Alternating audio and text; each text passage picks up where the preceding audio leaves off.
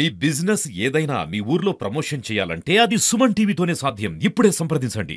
నమస్తే, welcome to Suman TV. BRS party అధిష్టానం పిలుపు మేరకు ఈ రోజు తెలంగాణ వ్యాప్తంగా వివిధ నియోజకవర్గాల వారీగా అలాగే మండలాల వారీగా కూడా రైతులకు సంపూర్ణ రుణమాఫీ జరగలేదని నిరసన వ్యక్తం చేసే కార్యక్రమాలు చేపట్టారు.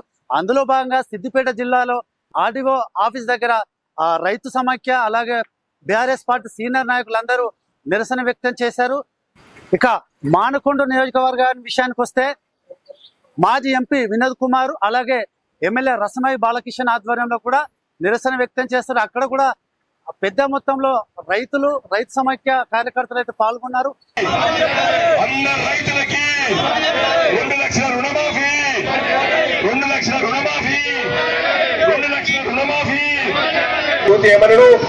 ఆగస్ట్ 15 నాడు మాఫీ చేస్తాడు. మరి ఆగస్ట్ 15 పోయి వాటికి వారం రోజులైంది. నువ్వు 40% మంది కూడా రుణమాఫీ చేయలేదు. మోసపోయినరో కాంగ్రెస్ ఇచ్చినటువంటి హామీలు, మరి వాళ్ళ 6 గ్యారెంటీలు ఒక్క గ్యారెంటీ కూడా ఇప్పటి వరకు అమలు కాలేదు.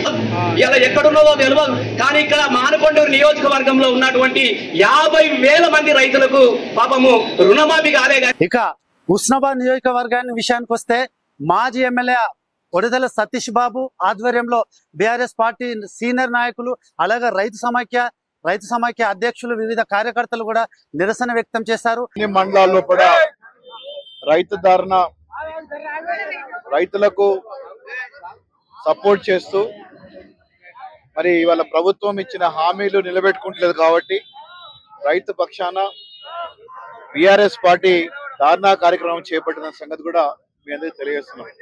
గౌరవ మా అధ్యక్షులు కేసీఆర్ గారు అదేవిధంగా వర్కింగ్ ప్రెసిడెంట్ కేటీఆర్ గారి ఆదేశం మేరకు మరి ఈరోజు యావత్ తెలంగాణ అంతా కూడా ప్రత్యేకంగా హుస్నాబాద్ నియోజకవర్గంలో అన్ని మండలాల్లో కూడా ఈరోజు ధారణ కార్యక్రమం చేసుకోవడం జరుగుతున్నది.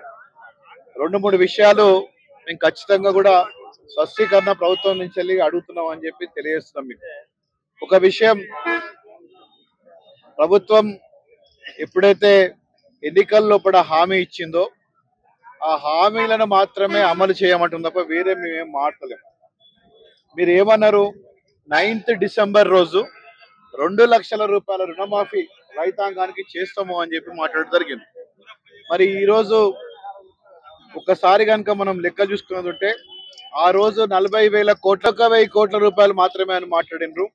బడ్జెట్ లోపల 24,000 కోట్లు మాత్రమే పెట్టడం జరిగింది. మరి తీరా చూసుకుంటే 17,500 కోట్లు చేస్తున్నామని చెప్పి అన్నారు. మరి నిన్న డిప్యూటీ సీఎం గారు ఫైనాన్స్ మినిస్టర్ గారు ఇచ్చిన స్టేట్మెంట్ ప్రకారంగా కేవలం 7,500 రూపాయలు మాత్రమే రుణమాఫీ చేస్తామని చెప్పి చెప్పడం జరిగింది. 2 లక్షల రూపాయలు మీరు ప్రతి ఒక్క రైతు అకౌంట్ లో పడేదాకా తప్పకుండా మా పార్టీ ఇచ్చిన ఆదేశాల ప్రకారంగా రైతాంగం వెంబడి ఉంటాం, రైతులకు సహకరించుకుంటూ పోతాం. ఎప్పుడంటే అప్పుడు ధారణ చేసి వారికి సపోర్ట్ చేసుకుంటూ 2 లక్షల రూపాయలు ఖచ్చితంగా కట్టించినట్టు ప్రభుత్వాన్ని ఒత్తిడి చేస్తామని చెప్పి కూడా మీ అందరికీ తెలియజేస్తుంది. ఇదే కాకుండా మరి కొన్ని విషయాలు మాట్లాడవలసి ఉన్నది. ఇవాళ హుస్నాబాద్ నియోజకవర్గంలో కూడా గొప్పగా వర్షాలు పడలేదు. మరి గౌరవ మాజీ ముఖ్యమంత్రి గారు కేసీఆర్ గారు ఉన్నప్పుడు, గౌరవ మాజీ మంత్రి గారు హరీష్ రావు గారు ఉన్నప్పుడు ఇలా ప్రాజెక్ట్ గౌరవెల్లి ప్రాజెక్ట్ అంతా కూడా నిర్మించి పంపులు కూడా ఆన్ చేసినాం.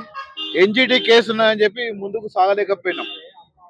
ఇవాళ మంత్రి గారు అయినరు పొన్నం ప్రభాకర్ గారు, రాష్ట్ర మంత్రి. ఇవాళ వారు ఏది దలుచుకుంటే అది ఖచ్చితంగా పని జరుగుతుంది. ఇవాళ మేము కోరేది ఒకటే, ఇవాళ మీరు ఏది ఎన్జిటి ఉన్నా ఏది ఉన్నా కానీ తప్పకుండా మీరు వాటికి సరి అయిన స్ఫూర్తితోని సరి అయిన మనసుతోని హుస్నాబాద్ నియోజకవర్గ ప్రజల మీద ప్రేమ పెంచుకొని ఆ యొక్క ప్రాజెక్టు ఆ ఎన్జిటి కేసును కూడా ఎత్తివేసి మరి ప్రాజెక్టు ఆన్ చేసి ఆ ప్రాజెక్ట్ లో నీళ్లు నింపేది ఉంటే కనీసం భూగర్భ జలాలన్నా పెరుగుతాయి ఈ ప్రాంతంలో కూడా. ఆ భూగర్భ జలాలతోనైనా కానీ రైతాంగానికి ఇవాళ మోటార్ల ద్వారా అయినా వ్యవసాయం చేసుకునే పరిస్థితి ఇవాళ ఉంటుందని మీకు తెలియజేస్తున్నాను. ఇక దుబ్బాక నియోజకవర్గానికి వస్తే కూడా సీనియర్ నాయకులు, బీఆర్ఎస్ పార్టీ నాయకులు అలాగే రైతు సమైక్య నాయకులు, పెద్ద ఎత్తున మహిళా నాయకులు కూడా అక్కడికి వచ్చి నిరసన వ్యక్తం చేశారు.